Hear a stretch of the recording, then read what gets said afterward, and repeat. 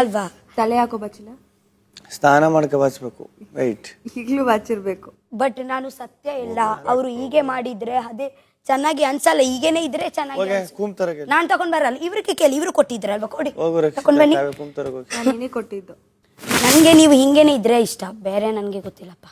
Guys ಪ್ರೌ ನೋಡ್ದಲ್ಲ ಏನೋ ಕತೆ comment section ತಿಳಿಸಿ. ಎಷ್ಟು ಕ್ಯೂಟ್ ಆಗಿದೆಯಲ್ಲ ಈ ಕಾನ್ವರ್ಸೇಷನ್ಗಳು. ಆ್ಯಕ್ಚುಲಿ ನಿಜ ಹೇಳಬೇಕು ಅಂದರೆ ಇವ್ರು 3 ಜನಗಳ ಮಧ್ಯದಲ್ಲಿ ನೀವು ಅಬ್ಸರ್ವ್ ಮಾಡಿದ್ರೆ ಆ ಪ್ರೀತಿ ಮತ್ತು ಆ ಕೇರಿಂಗ್ ಇದೆ. ಅದು ನೋಡೋಕೆ ನನಗಂತೂ ಪರ್ಸನ್ ತುಂಬ ಇಷ್ಟ ಆಗುತ್ತೆ. ಜೊತೆಗೆ ನನಗೆ ಮೊದಲಿಂದ ಕೂಡ ಗಿಲ್ಲಿ, ರಕ್ಷಿತಾ, ಕಾವ್ಯ ಇವ್ರು 3 ಜನ ಕೂಡ ಒಟ್ಟಿಗೆ ನೋಡೋಕೆ ತುಂಬ ಇಷ್ಟ ಆಗ್ತಾಯಿತ್ತು.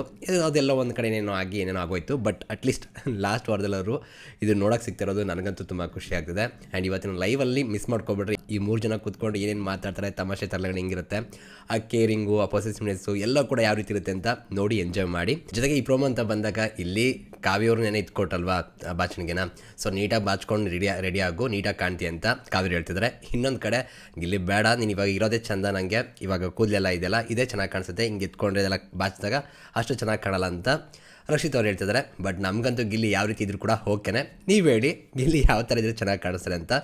ಬಟ್ ಏನಪ್ಪ ಅಂದರೆ ಇಲ್ಲಿ ಒಂದು ವಿಷಯ ನೀವು ಅಬ್ಸರ್ವ್ ಮಾಡಿದ್ರೆ ರಕ್ಷಿತ್ ಅವರ ಪೊಸೆಸಿವ್ನೆಸ್ ಕೂಡ ಕಾಣಿಸುತ್ತೆ. ಅದು ಪ್ರೀತಿ ಅಂತಲೇ ಹೇಳ್ಬೋದು. ನೀವು ಅಲ್ಲಿ ಕ್ಲಿಯರಾಗಿ ಅಬ್ಸರ್ವ್ ಮಾಡಿ, ಲಾಸ್ಟಲ್ಲಿ ಆ ಕಣ್ಣು ಹಿಂಗೋಗ್ಬಿಟ್ಟು ಹಿಂಗೆ ಬರುತ್ತೆ. ಸೊ ಆ ಎಕ್ಸ್ಪ್ರೆಷನ್ ಹೇಳುತ್ತೆ ಇಲ್ಲಿ ಏನು ಕತೆ ಅಂತ. ಚೆನ್ನಾಗಿದೆ. ಆ್ಯಕ್ಚುಲಿ ನಿಜ ಹೇಳಬೇಕು ಅಂದರೆ ಈ ಪ್ರೋಮೋನ ನೀವು ಎಂಜಾಯ್ ಮಾಡ್ಕೊಂಡು ನೋಡಬೇಕು, ಖುಷಿ ಪಡಬೇಕು. ಬಟ್ ಆ ಕಮೆಂಟ್ ಸೆಕ್ಷನ್ ನೋಡಿದೆ, ಯಪ್ಪ ಯಾಕ್ರೋ ಹೆಂಗಿದ್ದೀರಾ ನೀವು ಅಂತ ಅನಿಸುತ್ತೆ.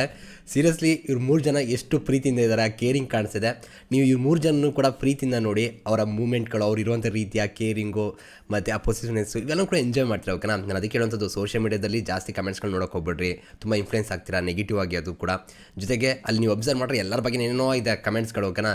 ಬಟ್ ಯಾರಿಗೊಬ್ರಿಗೆ ಇನ್ನೊಬ್ರು ಕಂಡ್ರೆ ಆಗಲ್ಲ, ಅಥವಾ ಇವರು ಜೊತೆಲಿದ್ರೆ ಇನ್ನೊಬ್ರಿಗೇನೋ ಆಗಲ್ಲ. ಬಟ್ ನೋಡಿ ಅವ್ರು ಎಷ್ಟು ಚೆನ್ನಾಗಿದ್ದಾರೆ. ಸೊ ಅವ್ರುಗಳು ಚೆನ್ನಾಗಿರ್ಬೇಕಾದ್ರೆ ನಿಮ್ಗೆ ಯಾಕೆ ಅದು ಪ್ರಾಬ್ಲಮ್ ಆಗ್ತದೆ ನಂಗಂತೂ ಅರ್ಥ ಆಗ್ತಿಲ್ಲ. ಸೊ ಈ ಸೋಷಿಯಲ್ ಮೀಡಿಯಾದಲ್ಲಿ ನರೇಟಿವ್ ಸೆಟ್ ಮಾಡ್ತಾರಲ್ಲ, ಅದೆಲ್ಲ ನಂಬೇಡ್ರಿ. ಎಲ್ಲರೂ ನಮ್ಮವರೇ, ಎಲ್ಲರೂ ಚೆನ್ನಾಗಿದ್ದಾರೆ, ಅದು ನೋಡಿ ಖುಷಿ ಪಡ್ರಿ. ಆಮೇಲೆ ನೋಡಿ ನೆನೆ ಏನೇನೋ ಆಗೋಗುತ್ತೆ ಅನ್ನೋ ರೀತಿ ಮಾತಾಡಿದ್ರು. ಈಗ ಗಿಲ್ಲಿ ಮತ್ತು ಕಾವ್ಯ ಹೇಗಿದ್ದಾರೆ, ನಾನು ಅದನ್ನ ಹೇಳ್ತೀನಿ. ಗಿಲ್ಲಿಗೆ ಕಾವ್ಯ ಏನಂತ ಗೊತ್ತು, ಕಾವ್ಯಂಗೆ ಗಿಲ್ಲಿ ಏನಂತ ಗೊತ್ತು. ಆ್ಯಂಡ್ ಏನಾಗ್ತಿತ್ತು ತಪ್ಕೊಂಡು ಸರಿ ಮಾಡ್ಕೊಂಡು ನಮ್ಮ ಸಂಬಂಧ ಚೆನ್ನಾಗಿರುತ್ತೆ ಅನ್ನೋದು ಕೂಡ ಗೊತ್ತು. ಅದನ್ನೇ ಮಾಡ್ತಿದ್ದಾರೆ, ಅದು ಗಿಲ್ಲಿಯೂ ಕೂಡ ಗೊತ್ತಿದೆ. ಬಟ್ ಜನ ಹೇಟ್ ಮಾಡೋಂಥವ್ರು ಅದನ್ನೇ ಇಟ್ಕೊಂಡು ನೆಗೆಟಿವ್ ಮಾಡಿ ಎಷ್ಟೆಲ್ಲ ಮಾಡ್ತೀರಾ. ಬಟ್ ಅಲ್ಲಿ ಏನೂ ವಿಷಯನೇ ಇಲ್ಲ.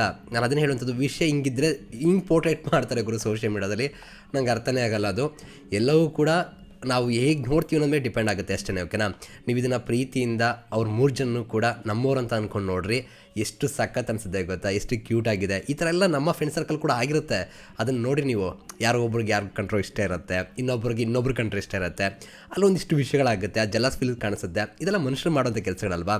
ಅದನ್ನು ನೋಡಿ ಯಾಕೆ ಏಟ್ ಮಾಡ್ತೀರಾ? ಸೊ ಫನ್ನಾಗಿದೆ, ಫನ್ನಾಗಿ ತಗೊಳ್ಳಿ, ಎಂಜಾಯ್ ಮಾಡಿರಿ ಅಷ್ಟೇ ನಾನು ಹೇಳುವಂಥದ್ದು. ಓಕೆನಾ? ಸಿಗೋಣ ಮತ್ತೆ. Thank you guys, love you guys, bye.